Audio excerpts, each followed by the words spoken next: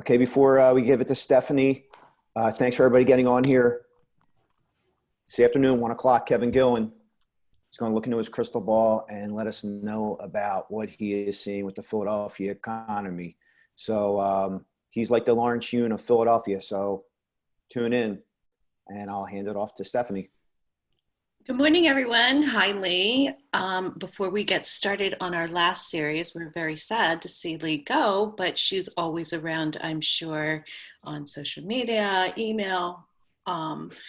So our last session will be the future. And as a few people noticed, Matt, Summer, Cheryl, Charlotte, and Donna, our staff, our wonderful staff here, showing their commitment to professional service to all our members moving forward in the future. So that was their tribute to all of you, the members, that they are there and they are ready to get back to work. Good job, guys. So with that, I am going to turn this over to Leigh. And Leigh, take it away.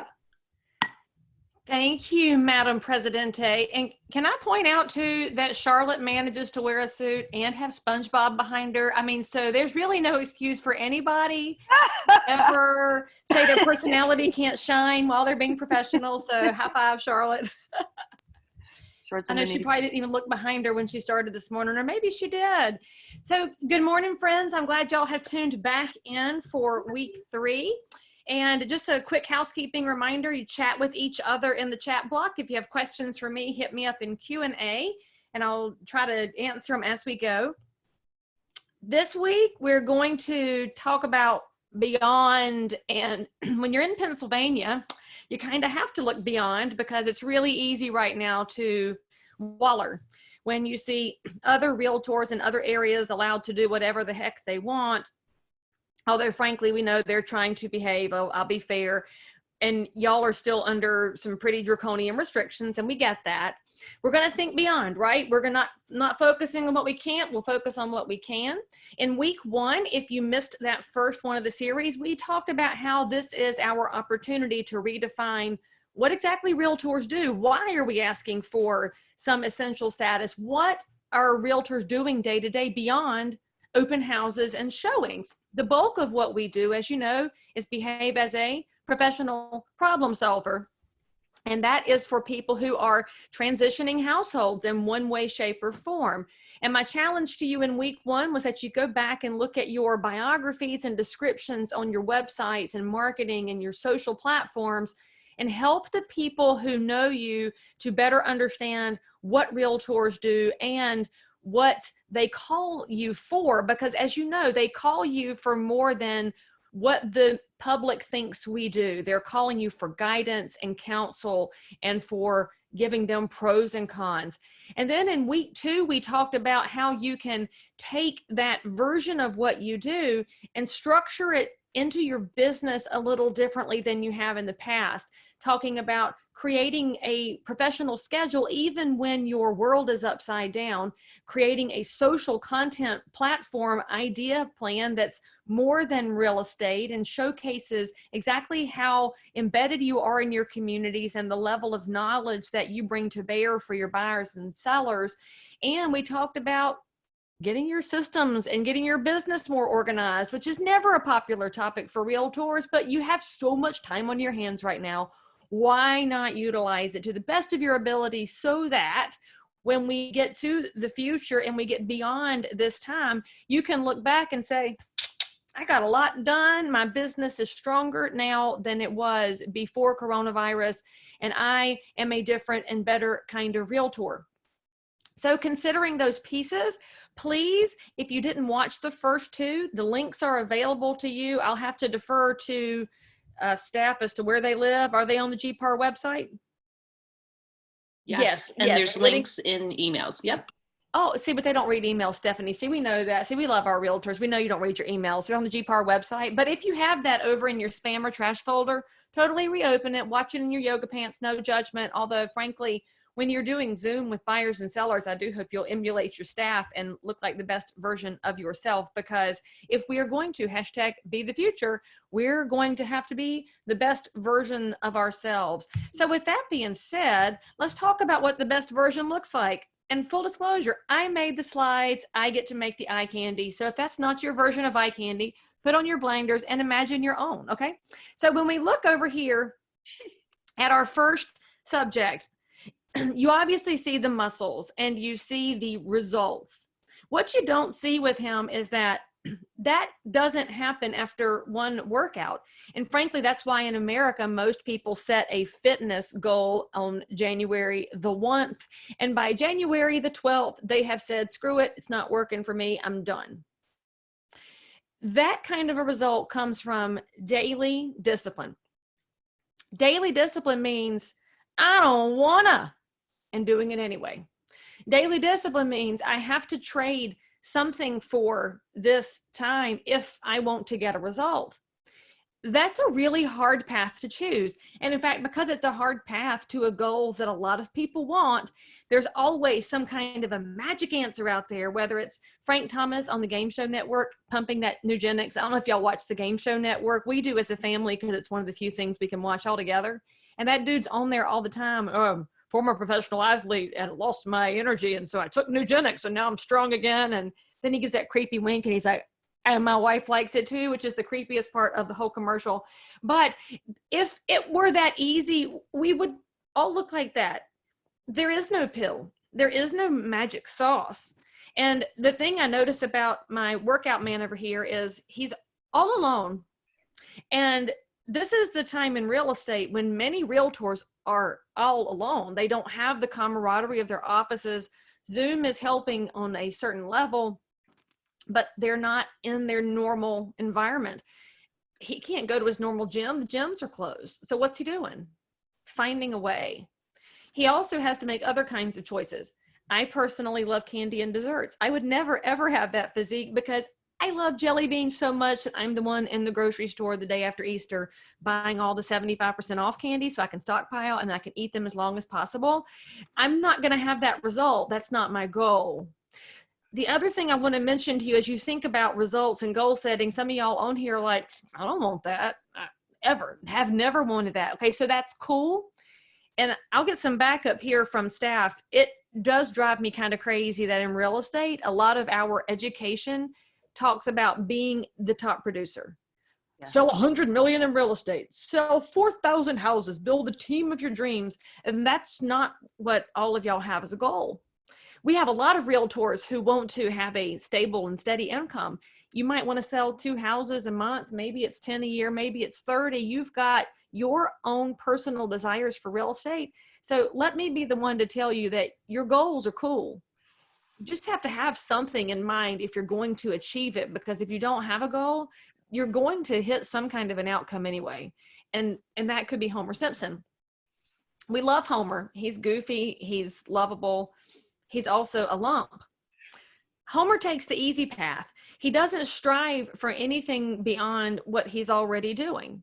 You watch him bumble through his job and not care. And if the results don't happen correctly, it's a shrug and off to the corner tavern. He lays on the couch. He's not paying attention. And I have to ask you if that's what you want out of real estate. Because unfortunately, we do have realtors who say, I mean, so what? I made a mistake. Who cares that I overpriced a house? Who cares if I ever make a phone call? The market's dead. I'm not essential service. There's no reason for me to do anything. And it's a pretty extreme example, but friends, you're on one of those paths. You just have to determine which one you've chosen to be on. Is it the one that demonstrates daily dedication and discipline, or is it the one that says, I'll just figure it out later? Well, what I'll tell you about this daily dedication and outcome is that I've never in my career seen a more visible and tangible explanation of who we are as realtors. than by what our PAC has done. So consider this, our political efforts are 51 years old in their organized fashion. So our PAC, 51 years old. And it's amazing to me what has happened because of those 51 years. So consider this, in your real estate business, many of you have spent your entire career building relationships, and the relationships that you're building are amazing. And you're not even thinking about being their agent. There are so many people in your life, and we talked about this in our database section. You are cultivating relationships with no goal in mind of selling a house. But one day it happens, and somebody calls you and they say, hey, Stephanie, come sell my house. And she puts her professional top on, fixes her hair, gets her little presentation all put together. Whoever's coughing, you might need to put your phone on mute. And she's got her presentation and goes over there and says, all right. And she puts on her professional realtor hat and goes through the presentation. And these are her friends of 12 years. And they look over at her and say, Stephanie, you didn't have to do all of that. I mean, we were going to use you anyway. Think about this. If you always treat your relationships with the utmost professional desire for the best outcome, when it comes time to make an ask, it doesn't even feel like an ask because you valued the relationship first. Our PAC is exactly that, y'all. We've spent 51 years building relationships so that when a time came such as this with coronavirus, we could make an ask. And the ask that we made has been received. I mean, we have coverage for independent contractors, unemployment for people who never get unemployment. Do you realize what a big deal that is? We've taken care of the most vulnerable realtors in a way that has never happened before. And no, it's not perfect. And no, it's not uniform. And yes, small business has run out of money and had to get replenished. I'm not saying that it's been a perfect result because frankly, the government's involved. It ain't going to be perfect. But we took our 51 years of relationships and made an ask. I'm going to tell you something. I don't think this could ever have happened without the work of every single realtor who has been a part of the conversations and has been investing for all these years to say to elected officials, we are small businesses and we matter. And understand this about our PAC. It's the coolest thing about us. I'll use the Kennedy Center as an example because they're the most visible, egregious waste of money we've seen. They made a beg for money, got their money, and then promptly did what? Got rid of all their musicians and their staff, right? The realtors went to the table. Shannon McGann is involved in getting asks done with CARES Act as our chief lobbyist. We made an ask to protect independent contractors. It's never just for the realtors. Think about this. We made an ask and said, we want you to protect all of the people who are doing tiny businesses like us, the hairdressers, the nail techs, the landscapers, the carpet guys, the painters, the house cleaners, the handymen, the contractors, all of our people. Please protect everyone. Our PAC is the only political group in DC, y'all, that is looking out for the public at large, is looking out for big communities. I'm so stinking proud of us. I'm going to tell you that this is a moment when we have seen the results of those of you who've done the work. Thank you. And those of you that have chosen not to get involved in this because you don't like politics and you don't appreciate it and you think it's all crap, you have to understand that we put our reputations and our relationships on the line to benefit you, even though you weren't part of the PAC. We're working for each other in a way that is magical and amazing. And I'm so damn proud of us. And if you are on this and you have not invested this year, please consider it. You're frankly not spending any money at Starbucks right now. So you should have at least a little bit of extra money in your kitty that you didn't have. And be willing to let the public understand this, because as long as they think that all we do is open houses and show houses and get paid big money, we're not going to have the respect that we are due for the amount of work that we bring to bear on behalf of our communities. Our PAC has been our past and it is our future, because this has saved a lot of our members in ways that we really probably won't understand until much later. So we've got to let people know. And when I talk about letting people know what our PAC does and what it means, it's not just among members, although that is important. And I will say this, as a 20-year realtor who was not involved for the first 9 years because I didn't go to the association. I didn't give two rips about it. I paid my dues check and I ignored it and went and sold houses. When I found out what the PAC did and who it was, I have gone all in, making up for lost time. And it's on us that are on this webinar. You are obviously the ones that are dialed in because there's a whole heck ton more members in GPAR than you who are here today. They need to understand that the PAC was working for them before they ever became members. The PAC's been there creating professional opportunities and protecting communities and protecting property rights. We have to let each other know that. And we can't use those same old tired lines. I was so aggravated the first time I was invited to invest in the PAC. I was told to give $99. And I said, why? And they said, because you ought to. Well, that's how we ask most members, and that's not a fair way to ask. And it's also not going to give them the tools they need to understand, because we owe it to each other to have better understanding of who we are politically and how we operate. But more importantly than that, the public needs to know. So this jewelry right here, I wear every single day. And this week I'm at my beach house because we just got essential status back in Charlotte as of day before yesterday. So I'm super glad. I'm going home tomorrow to show houses. So hopefully you guys will get some same activity here soon. But I wear it every day. I wear it to the grocery store. I wear it to the gas station. I wear it with every buyer and seller. And people will ask me, what is that? Is it a service pin? Because many professions have service pins. And I say, actually, no, it's an investment pin. And I got this one for many, many years of investing. Investing in what? Well, I was investing in you. What? You don't even know me. You're right. But I've invested in my neighbors before I met them. I've invested in clients before I ever represented them. And I'm investing in my kids and my grandkids and their opportunity to be a property rights person in the future. That's what I'm investing in. And y'all, this is not a one-time thing, and it can't be a one-time thing. We can't look at this as we give to RPAC right now because we got benefits during coronavirus. We look at this as there's a lot of things that realtors have to be the voice on because nobody else will be. And y'all have a past president in Pennsylvania who put together the best phrase ever. Kimberly, when she was president in 14, said, you have to invest because there is no National Association of Homeowners. Best line ever. And she's so right. We are the voice for neighbors who won't be heard without their realtor speaking for them. And so I also point this out on every buyer and seller appointment. And if you want a trick that's going to help you win more listings, it's not even a trick. It's a better explanation of why they want to use you as their realtor. So listen closely, friends. And if you want one of these pins, you'll just have to reach out to Stephanie, reach out to staff. They will tell you how you can get a major investor pin and what it's going to do for your business. Hey, friend, I want you to see this right here.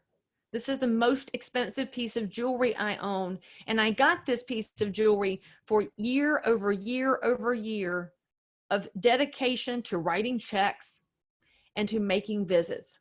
I write checks to our political advocacy work, and I make visits to my local elected officials, to my state elected officials, and to my federal elected officials. And I do all of that to protect your right to buy the house we're talking about right now, or to sell the house that we're talking about right now. Please ask every realtor you meet if they are also taking that step to do that work for you, or if they really just want to sell another house. I want to make sure that you can buy and sell houses today and tomorrow and in the future. Guys, if you start doing that in your listing and buyer presentations, it's a game changer. In fact, my favorite part is that, like many of you in my market, I seem to compete with the same two people all the time. It's just, I guess we've got the same contacts, the same reputation, the same market share, whatever. Well, when those two found out I was doing this, one of them became a major investor right quick. She's like, she stroked her $1,000 because she's like, well, then if Leigh's doing it, I'm going to do it. Well, then the third lady called me and she said, hey, I heard that Agent B gave you $1,000. I'm like, gave it to the PAC. And she's like, I'm going to do 1,050 so I can beat her. I said, rock on, sister, rock on. I'll take that competitive side of a realtor all day long. And so what's cool for me is that now in a competitive situation, I'm still telling the same story, but I know that the consumer has heard it 3 different times. And what does that consumer think about realtors? That we're all taking care of them. Guys, I can't stress this enough. Anytime you're talking to a buyer or a seller or a neighbor, you're never just you. You are the realtors. And you have to understand that, because we're painted with a broad brush. We who are a profession of entrepreneurs and renegades are treated like all y'all are the same, and we're not the same. But if they're going to believe we're the same, how about they believe the best of us instead of the worst of us? You've got to let people know. And when you're thinking about how you can let people know, most realtors wear this pin at realtor events. They brag about it to each other, right? And so think about how we could get this message across. I do want to make a point here to what Min says, where you can play politics without being political. She's absolutely right that you can be political without being offensive. First thing I suggest is stay off presidential politics. That's never going to win any friends for you, especially in an election year. And frankly, you should know the PAC doesn't get involved in presidential politics. We don't even mess with that because frankly, we don't have enough money to influence that. And so it's not worth it. We have our best influence on local and state levels. And we do like to have good people in DC. But on the local level, you're talking planning and zoning. You talk about a big deal. You want to talk about housing affordability and workforce housing and NIMBYism. That's where the realtors need to have a voice. And on the state level, where you're talking about regulatory oversight, where you're talking about, right now, the ability to even conduct limited forms of business, that's where we have to have our influence. And it's got nothing to do with party. Everything that our work focuses on, it's on a spreadsheet. If you're ever curious, get involved in your state trustees and government affairs and disbursements decisions. There's a spreadsheet. Here's all the people. Here's all the things that have affected property rights, with us or against us, check or X. That's how we decide who to support. It's got nothing to do with D's and R's, and everything to do with who is willing to listen to our membership and who is willing to carry our message forward, because you have to have friends there, y'all. You can't just influence people by yelling about it on Facebook. In fact, spoiler alert, that don't influence nobody in any good, positive way, I'm just going to say. I've never seen anybody's mind changed by an angry caps lock rant on Facebook. So let's see. I'm going to make sure I answer any question here. Let's see. So I would say here, and Min also makes a point that she has a goal with different different goals in mind. What are your priorities politically? Just know that with the PAC, we understand that each person has their own personal beliefs and what they want to see accomplished. We stay in our lane, and that's one of the strengths of the PAC, is that we focus on property rights, period. We do not get involved in the other issues, and so you do have to make your own decisions, but just pay attention and notice that we stay in our lane. And that's one of the best things about our PAC. And by the way, I am at Ocean Isle Beach. I'm about 30 minutes south of UNC Wilmington, and go Kate being a Seahawk. So when we talk about this and we're thinking political advocacy and what we have accomplished, let me ask y'all a question. Where has Zillow been during coronavirus, besides cutting a little bit of a break to their premier agents? Do you see them impacting the CARES Act and looking out for realtor members? No. You see iBuyer on the down low because they don't want to buy real estate when it's an uncertain asset class. Where do you see the hedge funds and the venture capital companies and all the people who say you want to disintermediate realtors and realtors make too much money and we want to take over that business and realtors are dead and all of that? Where are they, friends? They are gone, because when things go sideways and we've got pending sales off by 21% and you've got drama in the markets, the only people in real estate right now are the realtors. So damn proud of us. I mean, look at the Pennsylvania realtors. Y'all can't even work and you're working every day. You've been told you're not essential. And what are realtors doing? Working every day, trying to find a way to help buyers understand what's happening, help sellers understand, keep people calm and cool, promoting good CDC guidelines, taking care of their communities. We're still here. And I will tell you that when we talk about be the future and you want to look beyond about 12 months from now, we are past the time that we're in. Everybody else will be back in when the recovery is going on. All of those people who are driven by a bottom line that is only dollars, they'll be back. If we don't maximize our opportunity right now to change the message, change the understanding of the public for who realtors are and what we do, y'all, we will have missed a great, great opportunity. We need every hand on deck to understand how we can work together to redefine what realtors do and who we are, because in the future, if our consumers know that we were working for small business during this time, then when they have the option of just clicking on an app to sell their house and they're like, yeah, but my realtor was here with me and helped me get some money when I was rough and bought gift certificates from my restaurant when I was trying to stay afloat, I'm going to stick with my realtor. If we want that kind of loyalty in the future, we build it right now. Now, if you want to know what else is happening with federal issues, I will remind you that oftentimes when there's something dominating the news cycle, like, coronavirus, there's still other things going on, other clocks are ticking, and you would be well advised to continue paying attention beyond coronavirus, which is why I recommended in section 2 that you put yourself on a mainstream media news diet, because they have one thing in mind. Go to your realtor websites. Of course, GPAR's got information. PAR has information. Realtorparty.realtor is where you can always find out what the realtors are doing when it comes to advocacy issues. I would remind you that one of the biggest issues we have every single year is when the flood insurance authorization expires. And guess what, friends? That clock is still ticking during coronavirus. We're still going to need flood insurance reauthorization when it comes up again. So who's going to remember that? It's us. It's the realtors, because we know how many closings get delayed and what happens to our property owners when there is no availability of flood insurance. And surprise, surprise, hurricane season is happening again. So we know that this is going to happen. And even Pennsylvania has gotten bands of giant rain from hurricanes before. You just never know. You have any area in the country where it rains is a flood zone if you're talking about it correctly. So make sure you're really educating people that as realtors, we pay attention to a lot of things. Fannie and Freddie, that reformation process is still happening with the GSEs. We're still at the table having these conversations. And yes, they're different conversations right now because of what FHFA is proposing. What Calabria said in the news 2 days ago still makes my blood pressure go up, but that's big nerd talk for economic people.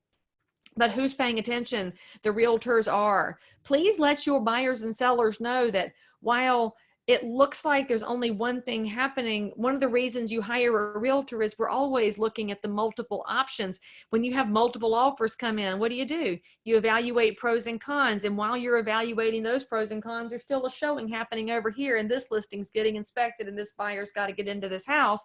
And we know how to keep many balls in the air. It's one of our gifts. And we do the same thing with our advocacy work. And I'll remind you one more time, it is, of course, the last day of April. April is Fair Housing Month every year, and I frankly think every day should be Fair Housing Day if we want to be the best possible professional version of ourselves. We would remember that fair housing means we're looking to make sure that all of our neighbors have the ability to go on that pathway if they so choose. It's not that everybody should be a homeowner. Some people don't want to and aren't equipped to. That's all right. Our job is to make sure that all of our neighbors know there's a pathway, and we'll help them find the pathway if they so choose, to make sure that everybody has that chance. And when we talk about fair housing, by the way, this graphic and many others is available at realtorparty.realtor. You can pull tons of stuff to include in your presentations. Let people know that realtors actually do care about the impact on our neighbors and communities where homeownership is concerned, and that it does go beyond a identity politics race thing, because fair housing is an inclusion thing. My circle's big enough to say, all y'all want the information, all y'all can have the information. So when you think about fair housing, I want you to know that we talk about thriving communities. And this is an important thing for realtors to understand, that in a thriving community, you have a strong economy. And a strong economy lifts people up. As we know, we're seeing it right now. Our weakened economy has put a lot of vulnerable people at risk.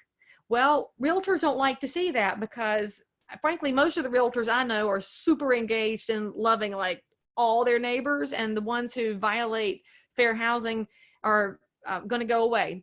They're just going to have to go away at some point, and they will.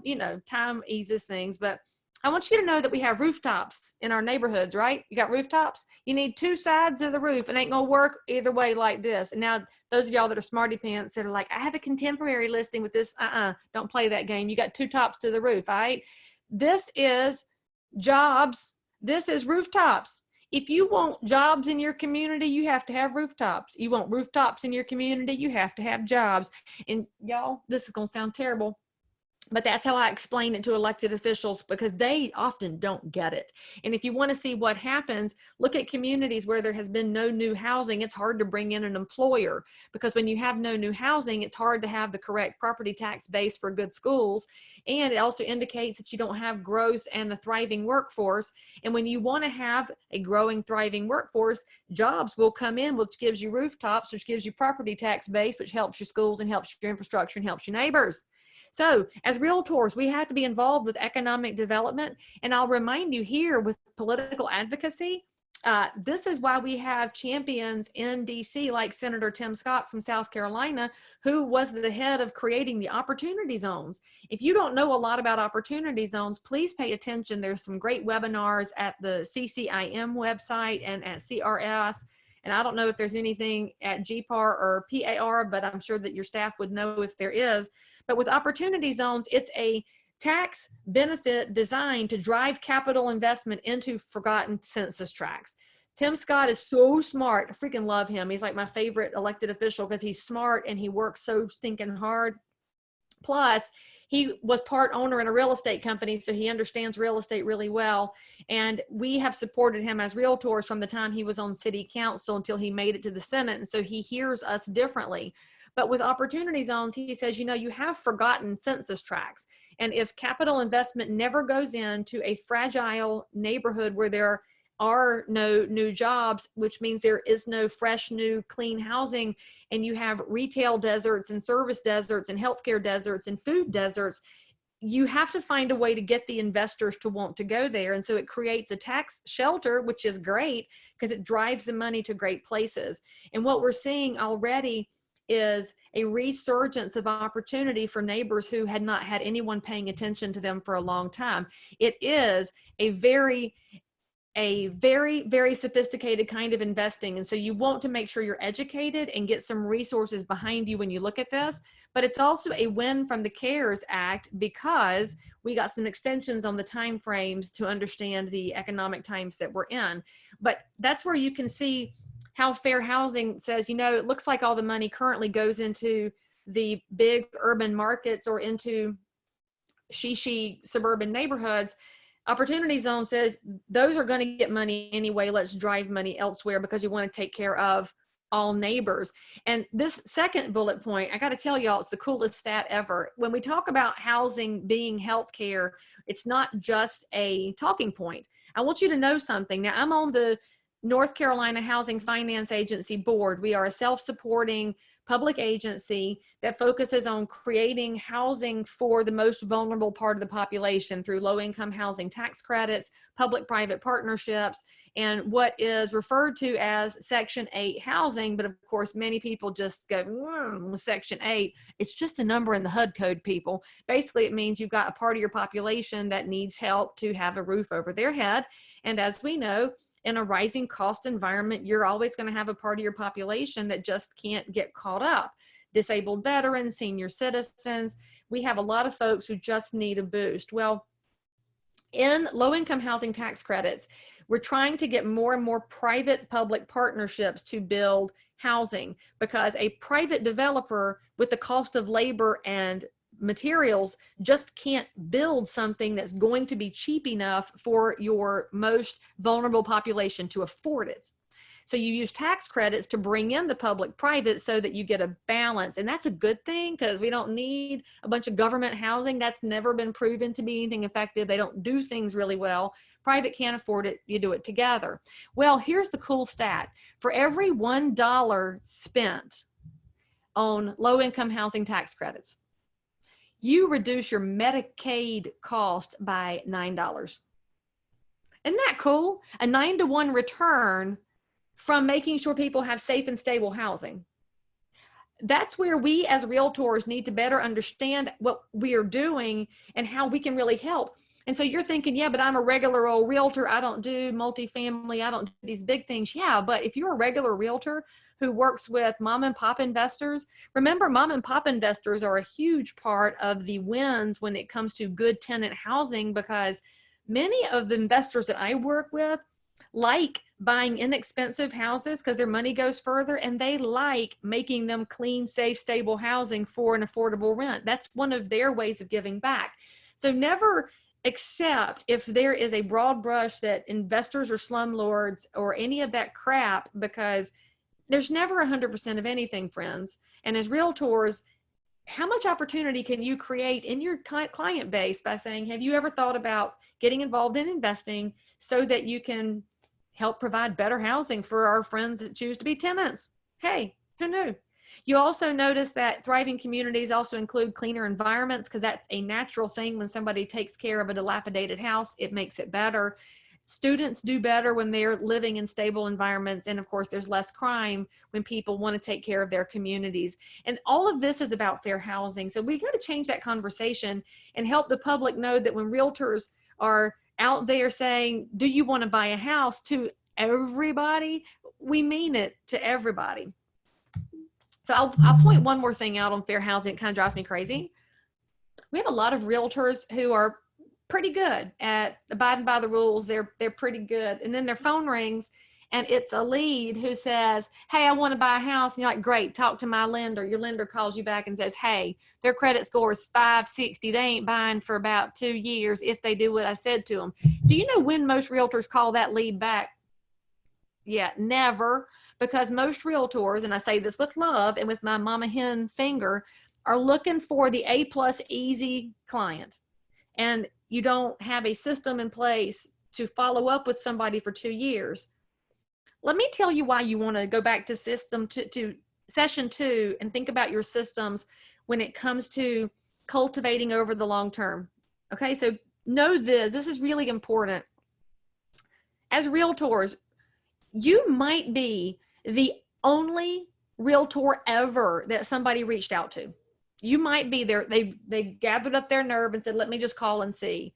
If you blow somebody off, what if they never call anybody ever again? They give up on the dream of home ownership when all they needed was some kind of a path. Give me some steps to do. Give me some homework. Tell me how to get there. But you gave up on them.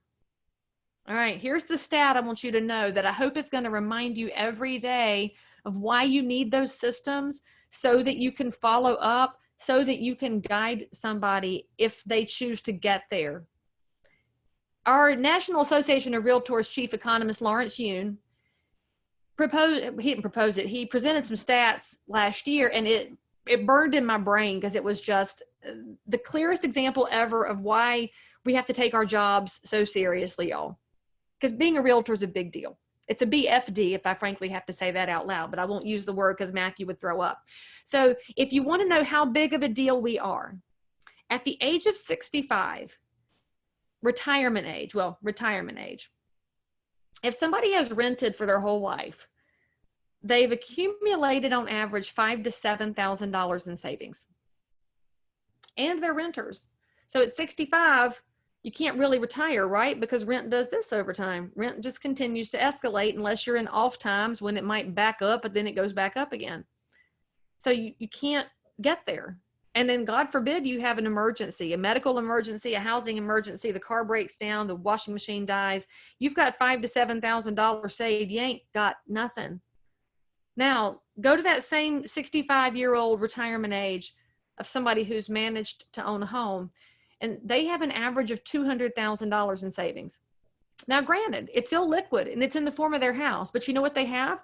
They have a housing cost stability because they've either got that house paid off or they're real close to it. And regardless, if they're on a fixed rate note, which most people are, it's not escalating every year. So they can either retire or plan to retire. And if an emergency hits, they can take out an equity line or a HECM, or they've got some options. And when I look at this, too often we talk about how home ownership is the key to building wealth. But friends, I think home ownership is the key to building some stability for our neighbors.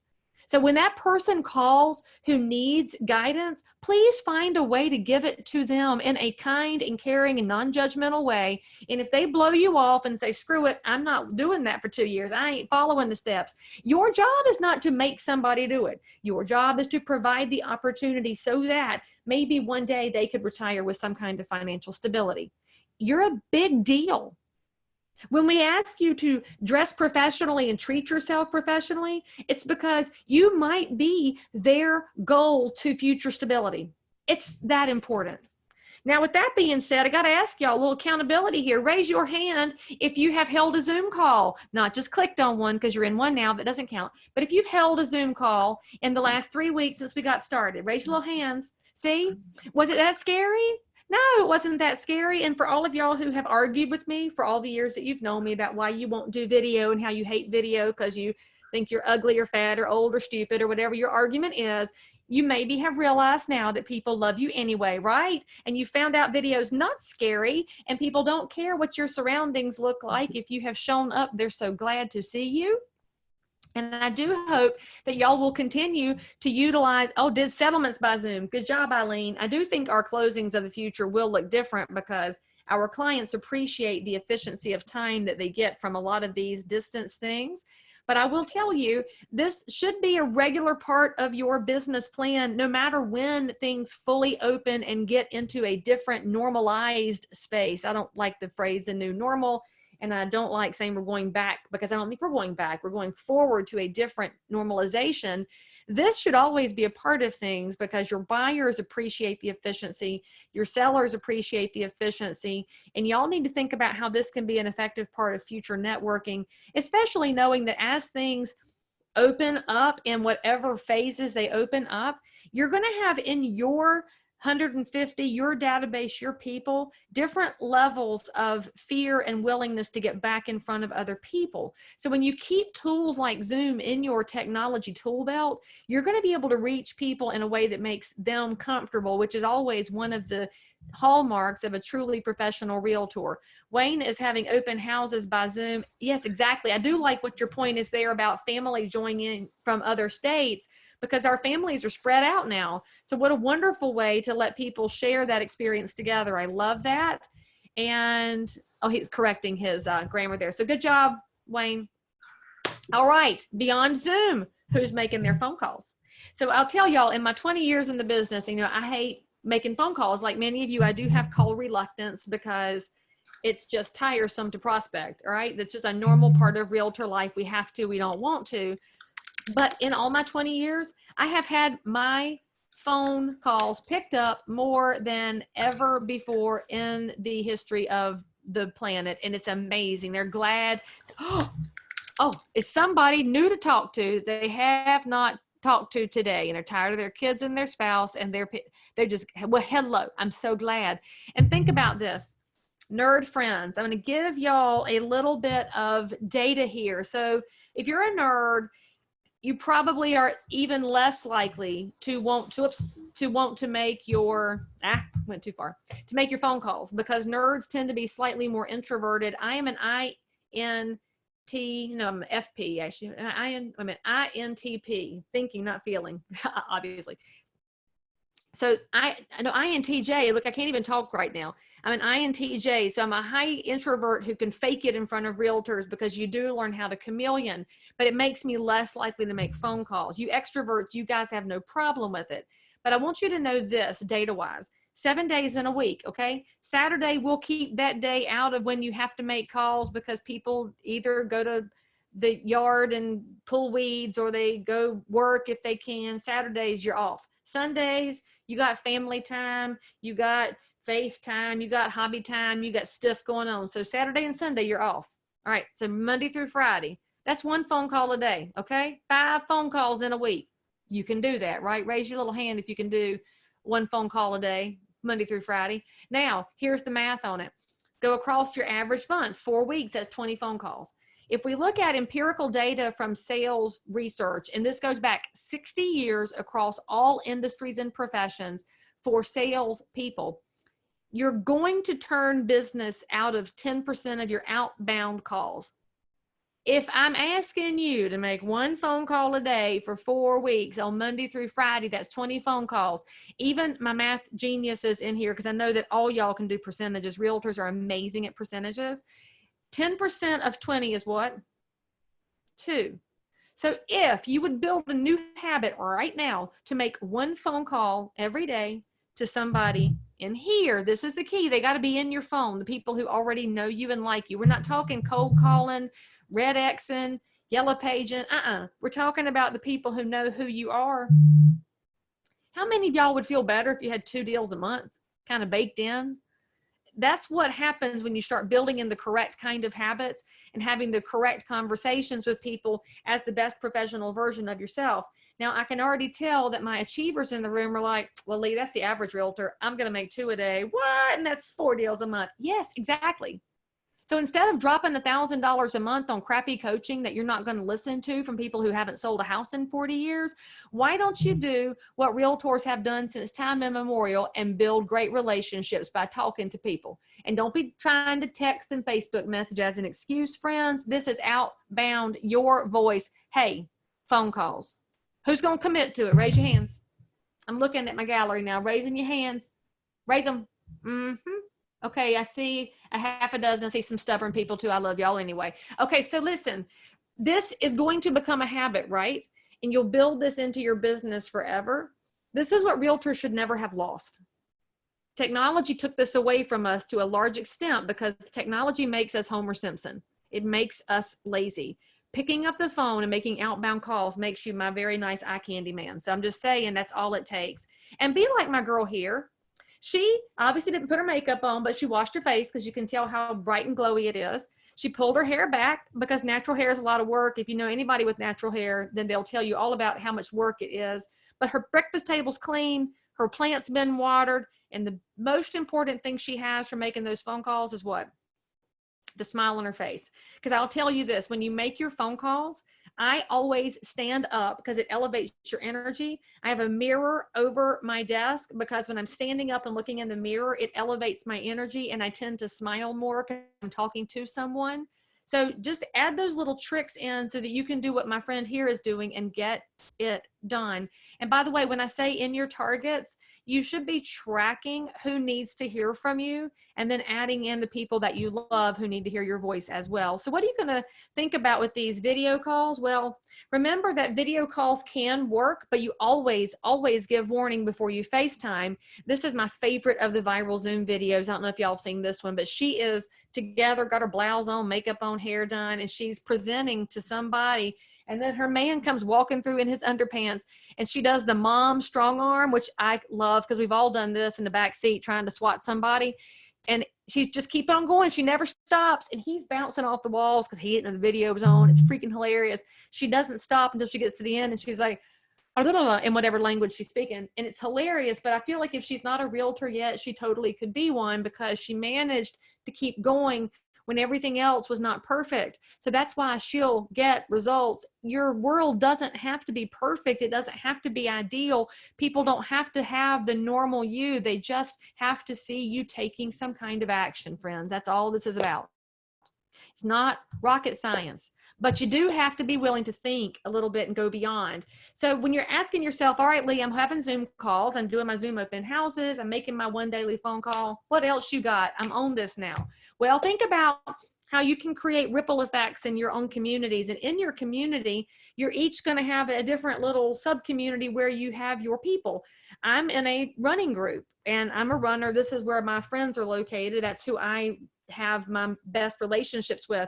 Well, Darius is in my run group and just look at him. You can tell he's a trainer because he's doing push-ups on his fist. He's always making us look like a bunch of slackers. And we love him because like every trainer, he's super positive and he's super cheerful and he's always got a kind word for everybody all the time. Well, most of us are never going to be Darius, right? Because you're like, I ain't ever going to be a trainer, or I'm not that cheerful, or I'm not going to show up on time every week. Because of course, Darius is early every time we run. Well, we haven't been able to have our normal big group runs because social distancing, and we don't like getting glared at by busybodies and snitches out there. And so we're all just kind of missing each other.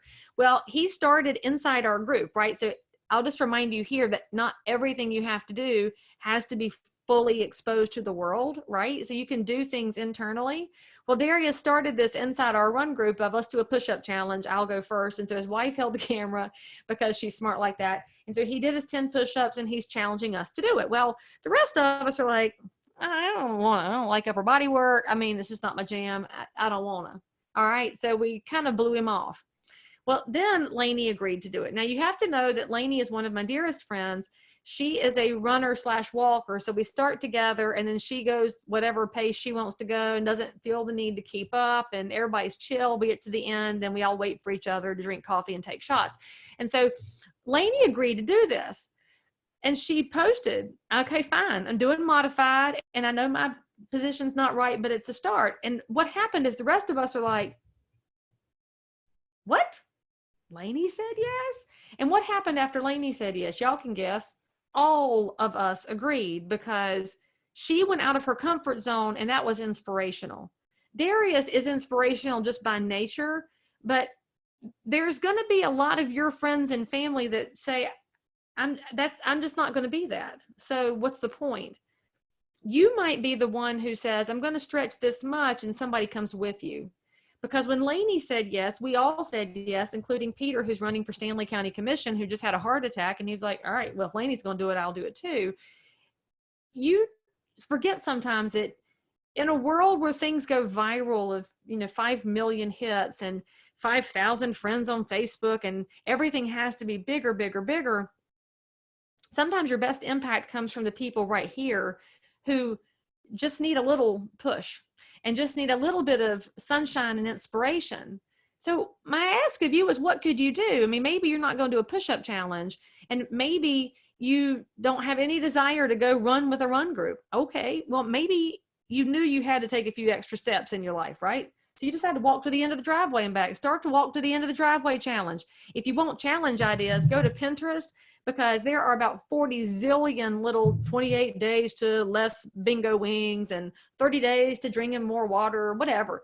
Just pick something that looks like something you know you need and bring somebody else along with you, and start thinking about how, as realtors, people look at you as being a cheerful and optimistic person who's out there showing houses and you're always put together.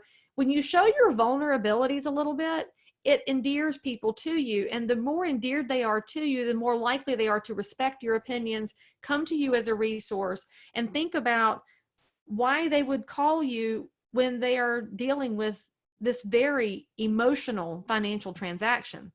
So I'll point out to you as well, this sidewalk challenge, this started in week 1 of coronavirus across the country. Well, could you bring it back for sidewalk 2.0? I mean, maybe you'll never create something that beautiful. I couldn't. I'm not artistic. I'd be the one writing the words on the block above it. But take your sidewalk chalk, get 2 friends, and go to a senior community. Go to somewhere 55 plus and decorate the sidewalk at 6 a.m. before they get up. Make some sunshines and flowers, and you can all make the bird that looks like this, the one that's like the letter M. That's the only bird I could ever draw, was the big giant seagull wings. Oh, Stephanie, you drew that too, didn't you? Yes, that's our bird. And so draw some birds on the sidewalk. It will make you feel elevated, like you were able to put a smile on somebody else's face, which in turn puts a smile on yours, which in turn means there's a future beyond today that feels kind of awful and not controllable. Just take some charge, guys. And then think about where you can provide some solutions. This was a video that Dr. Jerome Adams put on his Twitter feed on Palm Sunday. And of course, he's the Surgeon General of the US. And I don't know about y'all, but I have some friends who are super perfect. And they keep posting on Facebook, oh, I made 500 masks and they include filters and I made it in 33 minutes and I'm going to go give them away. And I'm like, you people suck. I don't want to make 500 masks. And now I feel inadequate, because isn't that what social media can do to us? It can make us feel inadequate. And the worst part is, I know how to sew. I have a sewing machine. My mother and grandmothers made me learn how to sew, but I don't like it. I like to cook. I don't like to sew. And so I'm just over here feeling like, oh, stupid masks. Have to wear one to do real estate. Now that we can do real estate, we have to wear a mask. And so I'm like, oh. Well, then Dr. Jerome Adams had made this little video where he took a t-shirt, right? And he folds, 2 rubber bands, boom, boom, and less than a minute. Excuse me, got a frog. In less than a minute, he makes a mask. And I said, Shazam, that I can do. Sometimes you take your vulnerabilities and make it reachable and achievable and give that as a gift to other people. Well, the day after Dr. Adams did this, my senator is Tom Tillis, and his wife is a realtor. So we really love Susan Tillis, his wife. And Susan made her own version of this video. She said, well, I saw it. And so she took a t-shirt, and her daughter's a nurse. And so she got 2 of the little hair tie ponytail holders and use those for the things. And of course, it gets all this love and appreciation online far more so than the perfect people who are showcasing all their talents. Now, maybe that is your talent, and I'm not downplaying it if that's your talent and your gift. But I just want to remind those of y'all that don't have some of those super visible things, find something that's doable and make it your own and put it back out there. Because when I think about what I want to give as a message to the consumer of the future is that they look back at this time and say, man, realtors couldn't even work, but they were showing me how to be cheerful, and they were providing information about the community, and they were helping me get my house ready for the market when they couldn't even sell it. And they were showing me how to make a mask when I didn't know how to get one. The stores were sold out, and they were over here always being available and checking on me. If we want to have a future as realtor professionals, the public needs to understand why we're here. They need to understand what we're bringing to the table, and we need to be consistent in delivering that message and in delivering content every single day. Now, I've left us just like 2 minutes for questions, but let me check the chat block and see if I missed anything. Min, thank you for all of your providing of links. She has done a great job making sure you have some information on opportunity zones and other resources over here. And we do Fireball at the end of a run because cinnamon is apparently good for you after you run. I don't know. Yes, Katrina, you should totally be laughing because I am not a very serious person. And if you ever are around me and I'm super serious, you should give me some extra hugs because I'll be very concerning. And just for the record, when we do go to the next realtor conventions, don't come anywhere near me because I'm going to hug everybody in sight. I will not be anywhere. I will be violating everybody's social distance. So you should just stay away from me because I need hugs so badly. Let's see. And I'll just point out one more thing on professionalism. Not everybody has a staff in real estate who has taken the time to make sure that you have up to the minute information from your local officials and your local economic outlook, and bringing in speakers and educators to help you stay focused and educated during this time. So please give a big thank you to your staff. It's a big deal. We have 1.4 million realtors in the country, and most of them have some kind of an association involvement, but not everybody has a staff that's all in for the members to this level. So thank you, staff, for that. And I'll remind you guys as well, your PAR staff has been working night and day to find a way for y'all to conduct real estate in any way, shape, or form, knowing that this is not a go back to normal situation, to find ways for you to showcase that professionals can abide by CDC guidelines and help people in ways. So thank your staff, thank your government affairs people, and give an extra thank you to your volunteer leaders, y'all. I've said it before and I'll keep saying it. This is not the year that any volunteer leader anticipated. They all came into this with ideas and energy, and it's all been turned into a different space. And so we do know who our true leaders are because Stephanie's got her hair fixed, and here she is front and center to help you guys find your own way forward. So thank your volunteer leaders, thank your staff. And if you believe that there's a space for you in volunteer leadership because you feel like you're made for times like this, please raise your hand. There is a way that every one of our associations can use your gifts, your talents, your input in some way. And we're going to be better realtors in the future when we learn that by working together, we can accomplish a whole lot more than we ever could by ourselves. Last thing I'll mention before I cut off the slides is, of course, do not forget, you can get some designations right now, and every PAR member should be covered up in alphabet soup right now. Get your ABR, get your ePro, get your At Home with Diversity, get your pricing specialist, get your commitment to excellence. For all that's holy, go to financialwellness.realtor and get smart about your money. But that's all at nar.realtor/right-tools-right-now. And don't forget 2 free months of telehealth coverage for members, and it does clock start ticking on the time you sign up for it. So even though we rolled that out in March, if you haven't yet taken advantage because your insurance doesn't offer that, please pay attention, and please reach out to your fellow realtors, y'all. Please, they're not on this webinar today. There's some of them out there that needed a something. Please reach out to your fellows. You can't do real estate by yourself. Philly can't operate off of, how many we got on here? 60 realtors. Philly can't operate with 60 people. So call your co-broke agents, make sure they know about this site, tell them about the benefits, and help them understand that when they pay dues to the association, it is for all times, but in specific for times like these. There's all my free shit. So I've given y'all this other weeks too. So if you don't have it by now, I probably can't help you, but just download it. Try to use some stuff. Make yourself better. Learnwithleigh.com or text the word kicktail to 555-888. And there's all my social handles. Y'all need me. You can find me online fairly easily. I'm pretty active and I respond to all my own stuff. Just a word to the wise. If you don't like politics, please don't follow me on Twitter because that place is a dumpster fire only for the tough-skinned, heart at heart. I love y'all. If there's anything I can do for you from North Carolina, please let me know. And if you have people that work for American Airlines that want to come work in this hub, you know, we should have a good Philly-Charlotte connection here. I'm just saying.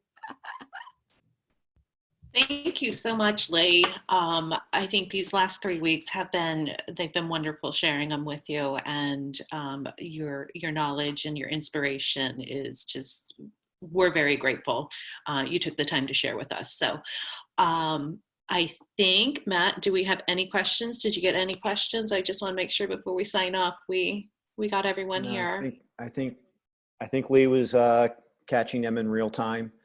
Yes. One thing, folks, make sure you check your email. President Stephanie sent out a message to membership a short time ago with a very important COVID-19 update. So we would really appreciate it if you guys go in and take a read of that, of some of the things that the association has been working on behind the scenes. Yes, and a lot of thank yous, Leigh, in the chat here. You're wonderful. You're awesome. Thank you. We love you here in Philly, so we can't wait to see you in person sometime soon. Hey, I'll see you guys in New Orleans at NAR, if not before, because we are going to have an amazing convention this year. So just plan yourself ahead, cover yourself up in antibacterial and masks if you have to. But I cannot even imagine how powerful it's going to be to have realtors together. And of course, triple play, you should always have antibacterial, and you're in Atlantic City anyway, so you'll be fine there. Oh, man. Oh, hilarious. All right, Matt, do you have anything else besides today, Kevin Gillen? We have Kevin Gillen today. Kevin Gillen, must-see Zoom TV. Check it out. Spread the word. Get your fellow GPAR members and friends into that chat. It's going to be valuable time well spent with Kevin. So please jump on that at 1 o'clock. Thank you, Leigh. Okay. Thanks, guys. Leigh. And don't forget to send a thank you note to Todd over in your state legislature. I'm so stinking proud of him. He's working really hard. So thank Todd. I'm proud. He's awesome. We're lucky to have him. Thank you, Leigh. Thank you all.